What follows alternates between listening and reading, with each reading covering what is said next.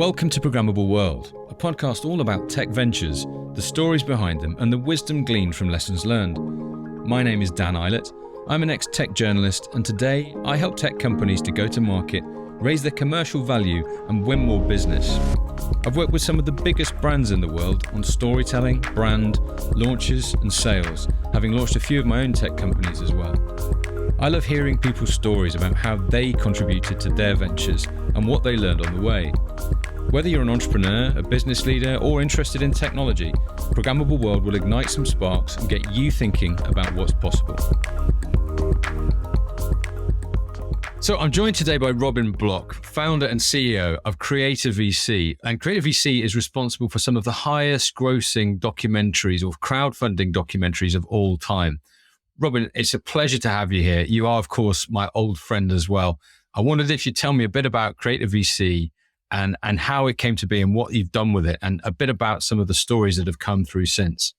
Yeah, so I started CreatorVC the early part of 2018, and my background was in corporate media. I ran a corporate media production company for many years, and before that I worked in TV and documentaries. And I saw an opportunity to deliver more of an exclusive experience for a niche audience, and crowdfunding was the best mechanism to deliver that. So the first project we produced was about 1980s action movies. It's called In Search of the Last Action Heroes. And that was a great journey, a great opportunity. We shot that out in Los Angeles and got lots of famous action icons to be in the documentary.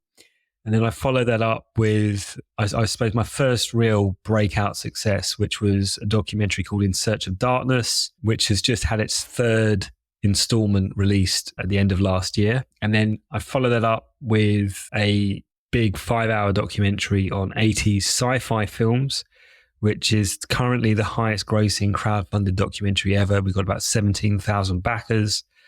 Crowdfunding and content and documentaries is something that I'm really passionate about, because you are able to build a relationship with a backer that you can't deliver and create with a broadcast audience. So for example, we know all of our backers in terms of we have their emails, we know who they are, they have a relationship with us, they feed directly into the project, their names are in the credits, and that creates a sense of intimacy. And so I refer to what we do as community-powered entertainment. So I see it as very different to documentary. Although the output is something you could see on Netflix or Amazon, the actual journey of getting there is a very unique experience. Right. It's an experience for people who want to be involved in the creation of something, not just the viewing of it. They want to feel part of something. And I think that what we create is a manifestation of fandom. Let's just go back. Let's wind back to, when was it you came back from Australia? Which year was that? I went out to Australia at the beginning, I think it was like January 1st, 2017. And I arrived back in the UK on like December 31st, 2017. So it was like literally 1 year that I was out in Australia. And it was quite a challenging experience going from living in London to going to Sydney and trying to sort of build a network and realizing that the business culture you've been used to is very different in other countries, certainly in Australia.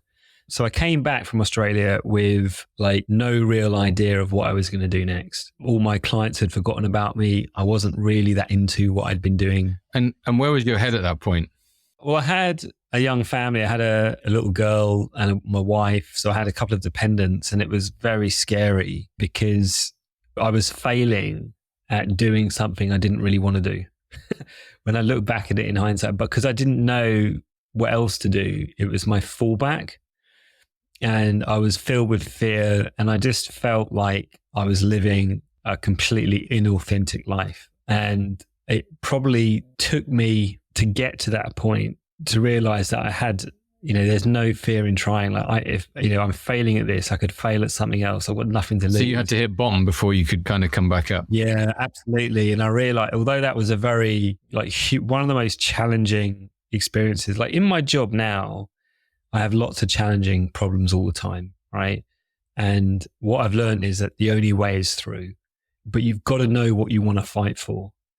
And I realized that I want to fight for this, like I really care about it. And it's really important to me in my life. And I didn't I didn't know what that was until I found it, if you see what I mean. Until I had no other options, I just thought, F it, I'm just going to go for this and see what happens. And I'm very grateful. I have a very supportive wife that was like, just do this, because everything else I was looking at was depressing me. And so do this. What was the first version of this? What were you thinking? What was the idea? So it happened quite organically. I wish I could tell you I had this big vision and everything, but it didn't. It happened like it was a very surreal experience. Things just revealed themselves to me. So I'd been running a business, moderately successful business, for like 12 years, had lots of clients at one point, big brands, but we were doing kind of work that no one really cared about. And I'd got myself in a few niches, and, I was making a living, but I wasn't thriving, and I didn't really like the work I was doing. I didn't honestly really like my clients. And it wasn't something that was fulfilling, apart from just like, it's good to get a deal across the line. It's good to make some money. They're fulfilling. And around that time, before I went out to Australia, I was getting really into YouTube, and I was watching all these channels that kind of reviewed old movies from the 80s. And I felt really, I just used to binge watch them. And I used to have friends that came over on a Sunday night. We watched one of these old 80s movies, and then I'd watch, the retrospective that I'd seen on YouTube. So when I was out in Australia, I contacted one of these YouTubers and said, look, I really love your channel. I joined his Patreon. I remember him saying, there's a guy called Oliver Harper. He runs a great YouTube channel, and he sent me a t-shirt. When I got back to London and I just didn't know what to do, I thought, well, as my hobby, just to get myself out of this funk, I'm going to write to this guy and see if I can meet up with him. And I told him, I've got all this experience in the media. I've got all this business experience. I love what you're doing. I'd love to help, your channel, pro bono, just because I think it would be a cool thing to do. And so he met up with me. Long story short, he had a couple of guys he worked with on his channel, and they had a podcast. So I took his podcast on tour. We went to Forbidden Planet. We went to Comic-Con. We did a whole bunch of like guest spots. And it was at Comic-Con in Birmingham where I looked around and I went, there's no commercial avenue for what you're doing. The only thing I can think of is let's crowdfund a documentary. And I said to Ollie, what do you want to do it on? And he went, I want to do it on 80s action movies. And I went, brilliant. Okay. So I came up with the title. And I'd already done a few documentaries years ago, so I kind of knew what to do. And it started there. And I remember doing my first crowdfunding campaign, and it was like, my mind was blown. We launched the Kickstarter for In Search of the Last Action Heroes at about 6 p.m. on a Wednesday. And I met my wife and my daughter for pizza in Clapham. And by the end of the meal, we'd raised about $4,000. And I was like, that's like, basically, it's like osmosis because people are buying for something that doesn't exist yet. It was just amazing. I'll never forget that high. Now I think we raised about £42,000. And at the time, that was a lot of money. We've subsequently, done, $1 million in the same amount of time. But the feeling of when people buy into your ideas is that never goes away. And that elation I felt. And it's kind of weird because I knew when I'd done that first crowdfunding campaign, I was like, I'm never going back. Like, this is what I want to do now. And it was also realizing that as the ultimate validation is when people you don't know, that you've never spoken to, buy into your idea. So we made this film, and that was full of challenges. It wasn't easy, but the film itself was very good. It's on Tubi. It's been sold around the world. I did a really good distribution deal. But also through having partners on that project, I realized that I was better suited to doing things on my own. So midway through that production, I decided I was going to do a horror project. So I grew up loving horror movies, and I love the 80s. So I started, I think it was in June 2018, I started working on this thing called In Search of Darkness. I remember writing out all the people I wanted to be in it, like John Carpenter and all these people in my notebook. And I think writing down those kind of intentions, there's just something woo about the those things manifesting, but it's true. But that was really the first like proper massive hit I had. So that journey on In Search of Darkness, I've worked with some of the world's biggest rock stars, some huge names in America. Commercially, it's been amazing, changed my life. It made history, like a whole bunch of stuff I never expected. And when you're on that journey, the whole business model revealed itself to me. So there was one bit that you said there. So, in terms of where you were from where you were just coming back from Australia and getting to the point where, you saw how this model worked and then you thought, okay, I can do this. But then you went almost like really big on your thinking. That must have been a step change. It sounds like there was a step change somewhere between the 80s. There was definitely a moment. I remember when I fully committed to do the documentary, and I Which one? The first one or the second one? The first one, because I went, I'm going to get, office space at a co-working space in Wandsworth. And I remember, and I'd been, I think, in a depression. And I remember the first day I was at this office space working solely on this project. I didn't have any distractions. And I was like, boom, I was back. And it gave me a sense of power and capability, because I was going into a world where a lot of the people don't really have a great amount of commercial acumen. There's a lot of very, very creative people and artistic people, but there's not many people that know how to put deals together or deal deals or negotiate all the things that you have to do to be a producer. And I was like, I'm actually quite good at this. And the other thing is I didn't have a client saying, well, this is the budget. There is no budget. There is whatever you can raise to make this happen. And my kind of mentality and capabilities really aligned.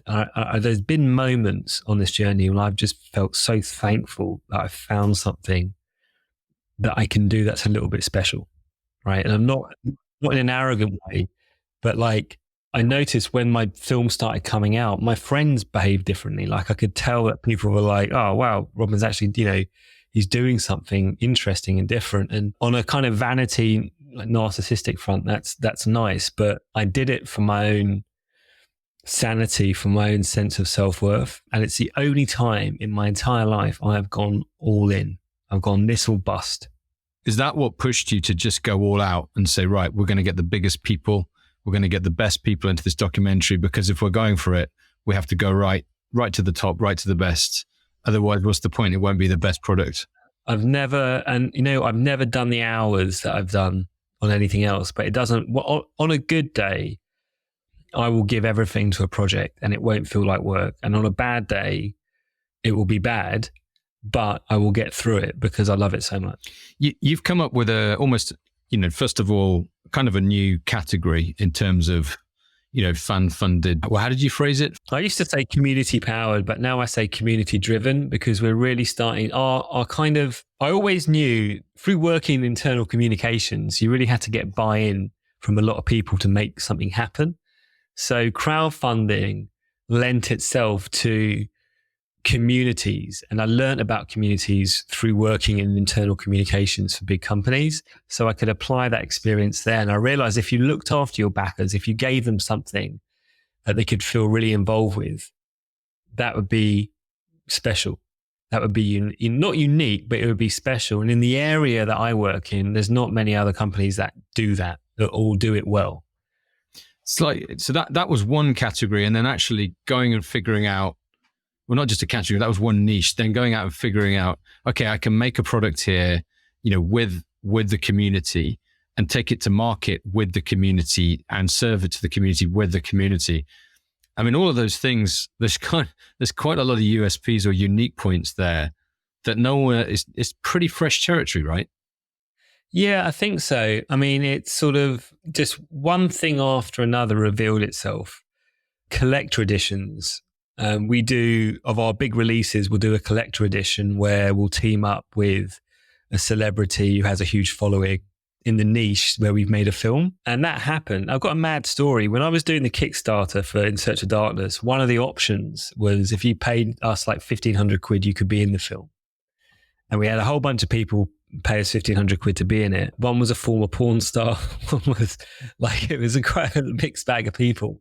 But one email was just like a funky looking email with no name. So I wrote to the email saying, oh, listen, thanks so much for being part of this. We're starting to line up the interviews. Could you tell me who you are and what you do? And straight away I got a reply saying, hi, my name's Corey Taylor. I'm the lead singer of Slipknot. And Slipknot in 2018 was the highest grossing band in the world. Right. So all their last few albums are number one global. And so Corey, I wouldn't call him a friend. I'd say he's a really good business associate. We've done 3 collector's editions with him, and we did the same. There's a lady, a horror icon called Elvira in America who, we've done 3 editions with her. We did one with the wrestler Chris Jericho. So all of these things, and no one's really done collector editions like that before. It just happened kind of organically. And what I remember being on a video, I was brought in to talk about In Search of Darkness on some American magazine music show. And I'm on a live video call like this, but with Corey. And Corey's like, when Robin reached out to me, I was just sitting there. And he's like, here's the keys to all my social media. So he's got about 6 million followers. And I was like, great. Right, we'll just, it's been a lot of fun. And what I've learned is that in this area of independent content, there's a lot of people that don't execute very well. But our organization and planning and execution is very strong. And that's why we built up so much credibility. So there's been lots of things like that. So you've obviously not only created productions, but you've built a marketing engine and an engagement engine, which is one of the other things I guess a lot of people don't really see. But behind the scenes, there's an enormous amount of work. I mean, we've talked about this a lot. Enormous amount of work you put into this. What are your sort of biggest lessons of marketing in this way and sort of talking to crowds? I think the business is a marketing business, right?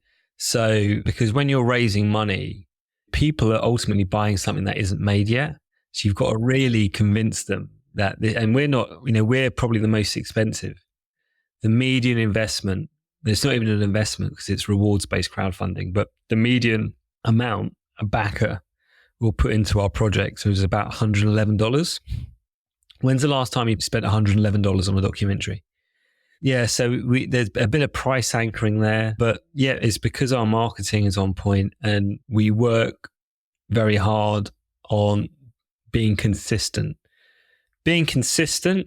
and allowing the natural iterative process. Like, we will try lots of ideas, we will fail at most of them, and I don't see that as a bad thing. And constantly looking for ways to understand our audience and grow our audience. I'm obsessed with that. But the films themselves, I work with very, very strong world-class creatives, and I create opportunities for them to thrive.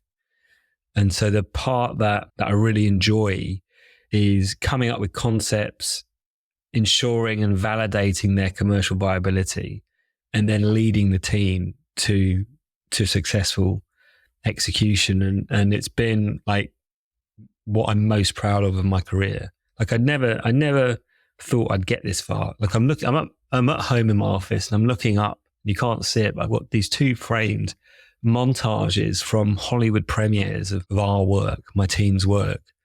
And, I've had, very real imposter syndrome. Like, I don't enjoy them at the time because I feel like, how have I got away with I remember when you went to the Hollywood premiere of, was it In Search of Darkness or was it? Yeah. And you almost didn't go, right? Yeah, I nearly didn't go. I was like, oh, maybe, and it's funny because it was the Egyptian Theatre on Hollywood Boulevard, huge theatre. There was a queue around the block, 600-seater cinema packed. And I'm sitting with the director and I'm thinking, okay, no one's seen this yet. But when we started hearing the cheers and the laughs and all of that, I was like, okay, great. And then in the intermission, I'm on this massive stage with all these horror icons. And I'm like, why are you asking me a question?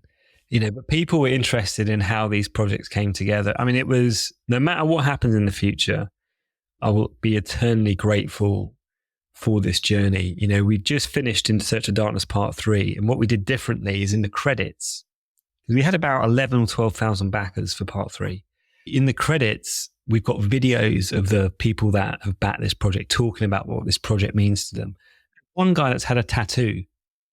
It's had an impact across our social media. I think we have about 100. I mean, some of my friends have talked about it, that they didn't know I knew you or anything. Yeah. So I've seen them talking about this. Yeah. So it's sort of, I work with a great team. My writer-director, David Weiner, does a world-class job. And I've got to say, it's always a collaboration. And I've learned a lot about myself and what my strengths are. And it's kind of, having a vision, having a concept, making sure it's commercially viable and bringing a team together. That's what I do, and I love it. Okay. Lessons learned, or like if you had to pass on advice to someone who was starting out and doing something, I don't know, interesting, not what you're doing, but just kind of trying to sort of form the idea and get going, where would you start? I would start by reading the Almanac of Naval Ravikant. That book was just, and the other thing I would say is ignore all the advice, right? Including the advice I'm about to give you. But the Almanac of Naval Ravikant, I read it after all of this had happened, and it spoke my truth to me, right? Without trying to sound, I was like, yes, I could. So don't listen. Like the most challenging thing, and I've seen lots of my friends go through it, especially when you hit 40 or that middle ages, you just don't know what to do. You're so institutionalized by whatever your career has been. In the end, it was having my back to the wall that left me with no other option just to chase a dream which didn't feel real, right? And it was a leap into the unknown, and it changed my life. And since then, I've just ignored everybody and just decided on what I want to do and have done it. So the message there is you've got to trust yourself. Nobody can lead you if you really want to figure out what it is you want to do. Like, you have to figure it out yourself. And honestly, that involves a lot of pain.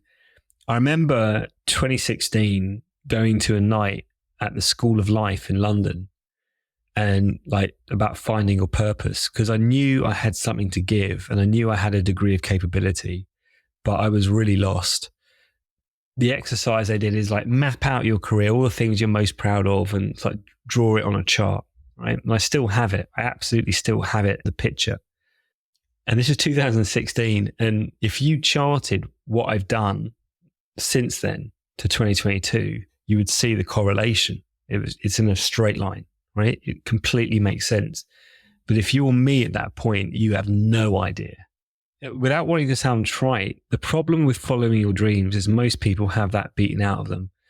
So they don't even really consider it. And the culprit for that is making money too early in a sector that you don't care about. Because once you're involved in something, it becomes your entire field of vision. And I've seen it with my friends who have had careers and they jobs that they hate now, but they can't conceive of anything outside of their own experience. And money being the goal. Money being the goal and having like mortgages and kids to pay for, it's very hard. I think the difference for me is I'd always ducked and dived. You know, I'd always been freelance. I'd never had a job. And I'd set up my company in my 20s. So I kind of knew worst case scenario, I can just go out and sell stuff. But you know, the other thing I would say is you've got to be honest with yourself about what motivates you. I can't see myself ever having another client again, because what motivates me most in life is autonomy. Numbers don't motivate me that much. After a certain level, it becomes harder, but autonomy is the thing I'm most scared of having taken away. When I was in Australia, I actually had to get a job, and I joined this executive search company, and I was the world's worst executive search person. And I was so frightened of getting institutionalized, and I saw everyone around me in their jobs just miserable, and they didn't know any better. They didn't know why it was like existential. And I was like, this isn't who I am. And I had a massive crisis. It was frightening. And I realized I don't want a salary. I don't want anyone telling me what to do. I don't want to have any responsibilities to anyone outside my family and my backers. You know, and I want to live with autonomy, and that became my guiding value. And so everything that I do is project based. You give yourself to a project and then you rest. My last sales campaign was in October. Yeah, I was going to say your cadence of working is quite different to a lot of people, and we're not just talking sort of flexible hours and even weeks. You almost work in kind of like 2-month bursts, right? Yep. It's really intense, and then you need time to rest. So I did 2 back-to-back projects, September, October. I did Aliens Expanded, and I did In Search of Darkness 3. And that was all on 24/7, answering emails at 4 a.m. Like, I'm all on. And then my next campaign won't be till April. So between November, December, so about 5 months. But during that 5 months, I'm not working. I'm planning the rest of the year. We're having to deliver all, we're having to deliver like 12,000 packages. Like there's a lot of work that goes into that. It's a lot of, it's a lot of stress, even when I'm not campaigning. Yeah, but you look happier than I've ever seen you, and as each year goes on, you look happier and stronger. So I think you're doing something right. It's like the lion. The lion rests under the tree for half the day, right? And then it goes, right, there's the prey. I'm going to chase the prey and it will give it everything.